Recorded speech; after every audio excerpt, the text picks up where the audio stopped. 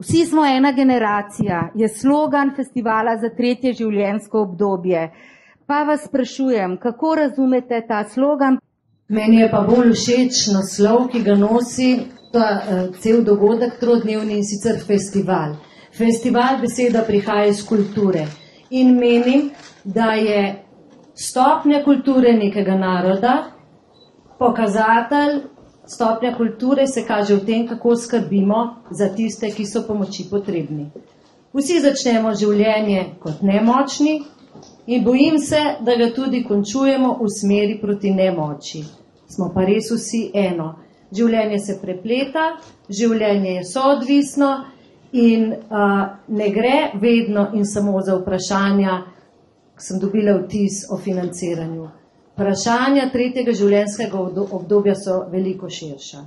So vprašanja zdravja, vprašanja varnosti, so vprašanja sprejetosti in ljubljenosti, so vprašanja o osnovnih človekovih vrednotah.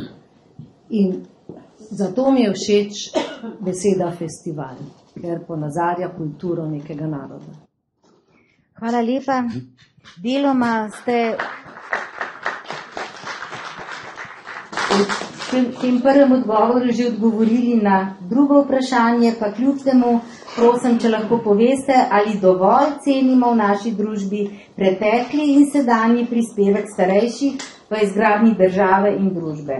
Ja, zdaj dejstvo je, da na hitro se ne da rešiti nič. Smo v obdobju neke tranzicije, se pravi iz prejšnjega sistema, kjer so tisti, ki so delavni, prispevali za pokojnine, gremo v nek nov model, kjer vplačujemo sproti za kasnejše za pač svoje pokojnine. Ampak mi moramo vedeti takoj, kje smo. Se pravi, kakšen tip oskrbovanja želimo, in predlog iz novega zakona ni slab. Meni je všeč, da v bistvu podpremo tudi oskrbo na domu. Moramo vedeti, da to je mogoče najlepša in najbolj ugodna za človeka oskrba, ampak izjemno draga. Drugo, kar je oskrba po domovih ali v nekih skupnih bivališčih, kjer lahko en zaposlen oskrbi več oskrbovancev. To je praktično ceneje, ugodneje, ampak tudi takih prostorov nimamo. Moram pa povedati, da ko so delali anketo med starostniki, oni ne želijo palač, oni ne želijo soban. Vse, kar so si želeli, so rekli, da si želijo prijazno in dobro osebje. In tega ni. Da bi pa motivirali osebje, je pa to izjemno težko. Ne samo s plačami, ampak tudi s spoštovanjem do poklica, s delovnimi pogoji in vsemu, kar sodi zraven. Zdaj, kaj moramo narediti takoj? Se pravi, imamo samo en pul denarja, iz katerega lahko imamo nek priliv in nek odliv. Problem je zaradi tega, ker naš pul denarja pušča, zaradi raznih odlivov, ki bi mogoče se bolje uporabili za tretje življenjsko obdobje in dolgotrajno oskrbo. Priliv, se pa tukaj ne morem strinjati z gospodom Kordišem, oni vedno še bolj bi scedili z davki. Jaz bi pa predlagala, da morda, če se že, kar se mora iz proračuna dodajati denar, ki manjka, da bi bilo podobno kot pri morda vrtcih, bolj na način subvencioniranja. Ne vedno samo gledati, kje je mat. No, se pravi, imamo različne poglede. Zdaj ne smemo zadušiti, ne smemo ubiti kravice, ki ti daje mleko, ampak je mogoče treba najti pot, da zajezimo luknje, kjer nam izteka denar, ki bi ga lahko pametneje uporabili, in da bi na način subvencioniranja premostili te razlike dajatev v isto skledo, iz katere bomo potem jemali.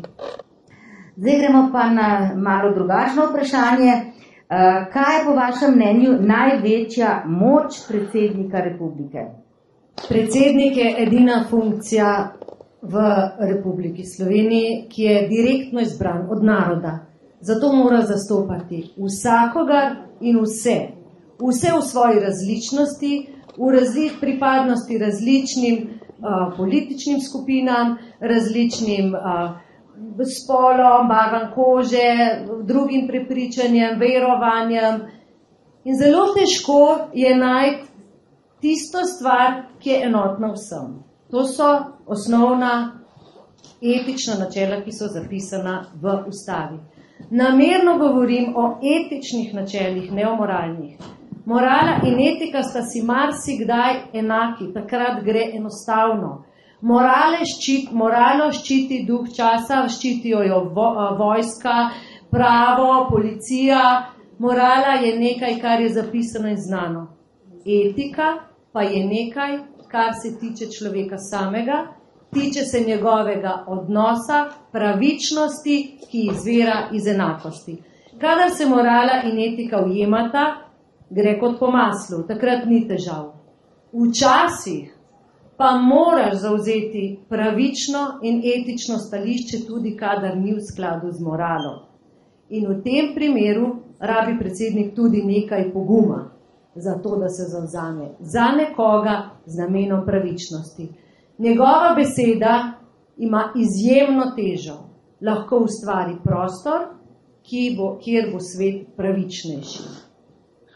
Odkot vzeti denar za dolgotrajno oskrbo, to je za vse tiste doma in tiste v domovih, ali iz proračuna, ali iz novega socialnega zavarovanja?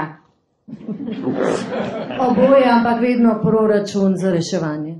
Bi takoj, s tem mislim v letu 2023, ukinili sedanji način plačevanja dopolnilnega zdravstvenega zavarovanja in ga vključili v obvezno zdravstveno zavarovanje na solidarnostni način in s tem pomagali tistim z najnižjimi dohodki, da ne bi plačevali tako veliko, kot plačujejo danes, ko vsi plačujemo 35,5 evra.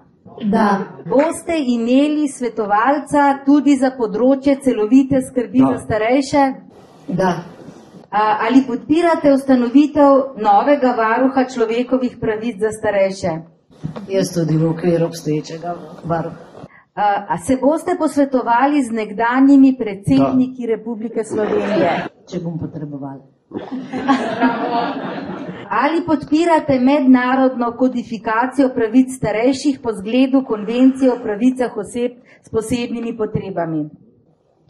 Nujno. Vaše sporočilo starejšim v 3 stavkih, če se da.